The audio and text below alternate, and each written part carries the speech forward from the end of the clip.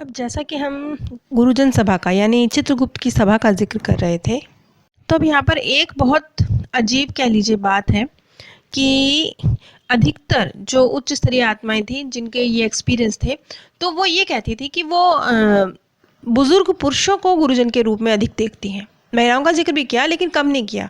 ज़्यादातर ने तो बुज़ुर्ग पुरुषों को गुरुजन के रूप में देखने का ज़िक्र किया और कुछ एक जो मध्यम स्तर की आत्माएँ थीं, उन्होंने ऐसा भी कहा कि हम मिश्रित लिंगी देख रहे हैं। हमें पता ही नहीं मैं इन्हें पुरुष कहूँ या महिला कहूँ, मुझे नहीं पता। वो शायद उभयलिंगी है। इस तरह का ज़िक्र भी किया गया और कम देखा लोगों ने, लेकिन महिलाओं को भी गुरुजन सभा में एज ए गुरुजन के रूप में देखा।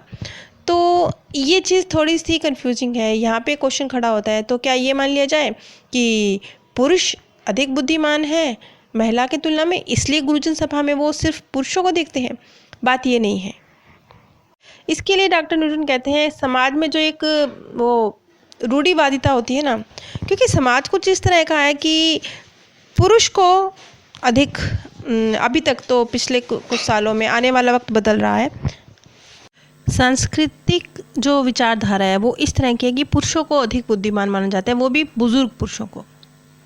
क्योंकि शायद अभी तक ये इतिहास रहा है कि सत्ता के ऊपर, हर महत्वपूर्ण चीज़ के ऊपर पुरुष का आधिपत्य रहा है। अब जो व्यक्ति ये एक्सपीरियंस कर रहे हैं वो इसी धरती के वातावरण में रहे हैं ना, उनके अनुभव, उनकी धारणाएं, जो कुछ वो देख रहे हैं उससे प्रभावित है।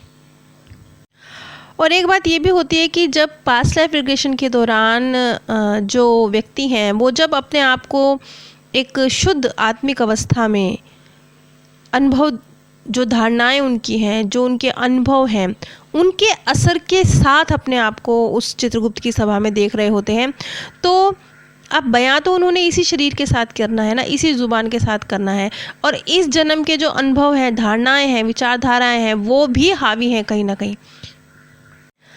तो इसी के तहत जो इस तरह के एक्सपीरियंस लोगों को होते हैं ना कि हम गुरुजन सभा में बुज़ुर्ग पुरुषों को देख रहे हैं, वो इसी वजह से होते हैं क्योंकि वो जो सांस्कृतिक वातावरण रहा है, विचारधाराएं, धारणाएं रही हैं, उनका असर है।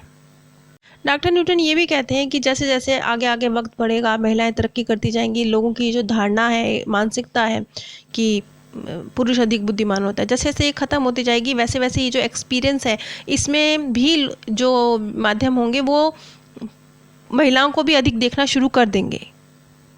मैं अब आपको यहाँ पर एग्जैक्टली डॉक्टर न्यूटन के शब्द बता देती हूँ।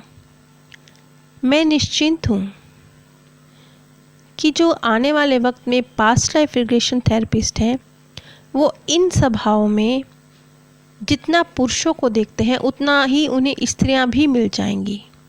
इस बात को ध्यान रखें कि जो मैं सभा की बैठक का निरीक्षण करता हूँ ये साधारणतः पिछली शताब्दियों की जिंदगियों की हैं।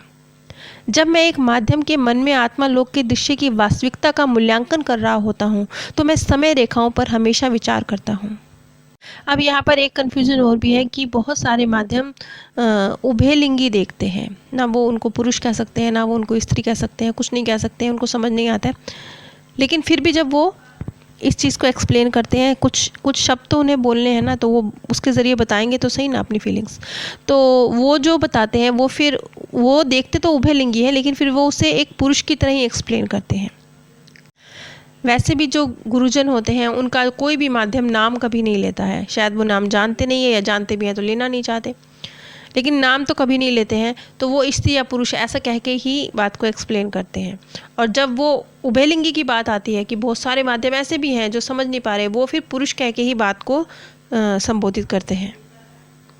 अब यहाँ पर एक चीज़ महत्वपूर्ण है कि जैसे कि स्थिति बता रहे हैं गुरु उस चित्रगुप्त की सभा की, तो वहाँ पर एक गोल मेज का जिक्र किया गया है। गोल मेज के पीछे जहाँ गुरुजन बैठे होते हैं, तो सबका एक्सपीरियंस अलग अलग है। जैसे गोल मेज का जिक्र सबने किया, जैसे चंद्राकार की गोल मेज, ऐसी मेज, इसका जिक्र तो सबने किया, और सबने कहा कि ये कक्ष के बिल्कुल बीचों बीच होती है और इसके पीछे गुरुजन होते हैं। और बहुत सारे लोग कहते हैं कि हम गुरुजनों के आदरवश खड़े होते हैं और हमारे जो मार्गदर्शक हैं वो भी हमारे साथ ही दाएं और बाएं खड़े होते हैं। और कुछ एक ऐसे भी हैं जो कहते हैं कि जो गुरुजन है वो हमारे समक्ष होते हैं, हम उनके सामने बैठे होते हैं। तो जो इस तरह की आत्माएं हैं, जो इस तरह की बात कह रही हैं कि हम भी उनके साथ बैठे होते हैं, वो थोड़ी सी उच्च स्तरीय होती हैं। और कुछ एक तो ऐसी भी होती हैं जो कहती हैं कि गोलमेज होती ही नहीं है, हमारे समक्ष गुरुजन होते हैं और हम उनके समक्ष होते हैं, बीच में कोई मेज नहीं होती है। समझ लीजिए जो आत्मा ये बात कह रही है वो बहुत उच्च स्तरीय है और वो आने वाले वक्त में खुद मार्गदर्शक का रोल प्ले करने वाली है। वो एक तरह से मार्गदर्शक बस बन ही चुकी है या बनने ही वाली है, इस तरह की एक स्थिति है। अब मैं आपको एग्जैक्ट एक व्यक्ति जिसने मुश्किल से 5 जीवन ही लिए थे धरती पर, आप उसे अभी प्रारंभिक कह सकते हैं, उसने बहुत कम जीवन लिए हैं धरती पर, सिर्फ 5। तो आत्मा लोक के नज़रिए से बोला जाए तो वो एक बच्ची है अभी एज ए आत्मा। तो अब यहाँ पर मैं एग्जैक्ट उसके शब्द बयां करने जा रही हूँ, बड़े इंटरेस्टिंग है, सुनिएगा। अगर आप ध्यान से समझेंगे और सुनेंगे तो आपको बहुत अच्छा लगेगा। ऐसे समझ लीजिए जैसे स्कूल होता है ना, स्कूल में नर्सरी क्लास के बच्चे होते हैं तो क्या होता है, टीचर तो वहाँ पर भी होता है, प्रिंसिपल वहाँ पर भी आती हैं, सब कुछ होता है, लेकिन क्या होता है, बच्चों के साथ खेल हो रहा होता है, बच्चों को पोएम सिखाई जा रही होती है, बच्चों को खिलौनों से खिलाया जा रहा होता है, बच्चों को गेम्स सिखाए जा रहे होते हैं। बच्चों के लिए, नर्सरी क्लास के लिए बच्चे के लिए स्कूल जाना कैसा होता है, उसके लिए स्कूल है बहुत बड़ा लफ्ज़, बस लफ्ज़ ही लफ्ज़ है, वहाँ जाके उसे कुछ करना पढ़ना वढ़ना नहीं होता। बच्चों को पोएम सिखाई, खेल खिलौने खिलाए, टॉफ़ियाँ बाँटी, ऐसे ही होता है ना, प्ले स्कूल समझ लीजिए। तो बस कुछ ऐसे ही सीन है, क्योंकि ये भी बड़ी प्रारंभिक स्तर की आत्मा है जो इस चीज़ को एक्सप्लेन करने जा रही है गुरुजन सभा को, लेकिन बड़े अलग अंदाज में। बहुत ही इंटरेस्टिंग है, सुनिएगा, ध्यान से आप सुनेंगे तो आपको भी बहुत प्यारा लगेगा। हम 4 हैं जो खूब खेलते हैं। जब हमारी अध्यापक मीनारी आसपास नहीं होती, जैसे प्ले स्कूल में बच्चे हैं ना, खूब खेलते हैं, मैडम क्लास में नहीं है। अब आगे, मेरे दोस्त और मैं उस समय हाथ जोड़ देते हैं जब 2 महत्वपूर्ण व्यक्तियों को देखने जाने का समय आ रहा होता है। अब वो गुरुजन सभा में जाने की बात कर रहा है। अब देखिए, एक प्रारंभिक स्तर की आत्मा, ऐसे समझ लीजिए कि नर्सरी क्लास का बच्चा अपने क्लासरूम का जिक्र कर रहा है, अपने स्कूल का जिक्र कर रहा है, प्ले स्कूल का बच्चा, नर्सरी का भी मत कहिए। तो अब वो कैसे कर रहा है, हम एक ऐसी जगह पर जाते हैं जहाँ हर चीज़ बहुत चमकदार रंग की है। यहाँ पर एक स्त्री है और एक पुरुष है और 2 बहुत ऊंची पीठ वाली कुर्सियाँ हैं जिस पर वो बैठे हैं। उनके चेहरे पर बड़ी लंबी चौड़ी मुस्कुराहट है। बस अभी अभी वो कुछ और बच्चों के छोटे से ग्रुप से निपटे हैं जो बाहर जाते हुए हमारी तरफ हाथ हिला रहे हैं। आप ये समझ लीजिए, प्ले स्कूल के बच्चे को प्रिंसिपल के रूम में बुलाया गया है और उसी प्रिंसिपल के रूम में से 2 और छोटे छोटे बच्चे जो उन्हीं की क्लास के हैं बाहर निकल रहे हैं। मेरा अंदाज़ा है कि ये जो स्त्री पुरुष का जोड़ा है ये शायद 30-35 वर्ष के बीच का होगा। ये हमारे पेरेंट्स हो सकते हैं। वो बहुत प्यार करने वाले और दयालु हैं और हमें आगे बुलाते हैं। वो हमसे कुछ सवाल कर रहे हैं, जैसे कि हम अपने अगले जीवन में क्या करना पसंद करेंगे।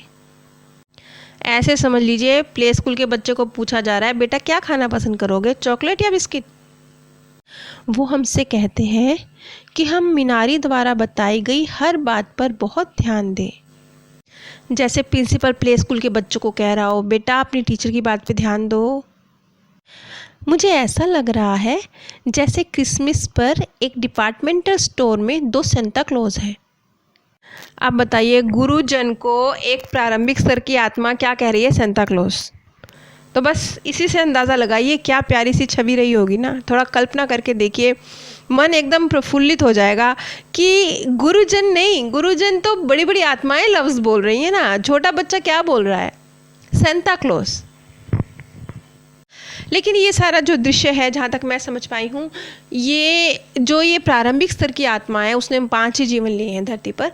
तो ये शायद वो उस वक्त का जिक्र कर रही है, क्योंकि हम गुरुजन सभा में 2 बार जाते हैं। एक बार तब जब हम बर्थ लेकर पृथ्वी का पूरा जीवन जी कर आते हैं, और एक बार तब जब हम आत्मा लोक से अपना वक्त गुजार कर वापस धरती पर जन्म लेने जाते हैं, तो ये शायद वापसी का वक्त है। ये वो वक्त है जब उन्हें इन छोटी छोटी आत्माओं को, प्रारंभिक स्तर की आत्माओं को एक नए जीवन जीने के लिए धरती पर आगे आने वाले वक्त में भेजा जाएगा। ये वो वक्त है, यानी ये गुरुजन सभा की सेकंड मीटिंग है। अब इसी गुरुजन सभा को अगली कड़ी में थोड़ा और डिटेल में समझेंगे। नीचे डिस्क्रिप्शन बॉक्स में मैंने आप सभी के साथ अपने second channel path of happiness का लिंक शेयर किया है। उस चैनल पर भी कुछ इसी तरह की वीडियोस हैं, लेकिन बहुत सरल भाषा में हैं, बहुत ही आसानी से समझ आने वाली हैं, लेकिन तथ्यों पर आधारित हैं, जहाँ हम इसी तरह के सवाल उन्हीं को समझने की कोशिश करेंगे। अगर आप इस तरह की वीडियोस सुनने समझने के इच्छुक हैं तो एक बार मेरे second channel path of happiness पर ज़रूर विज़िट कीजिए।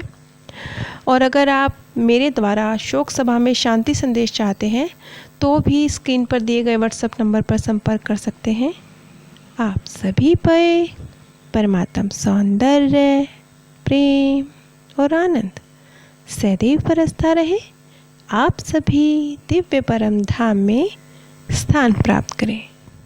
अब जैसा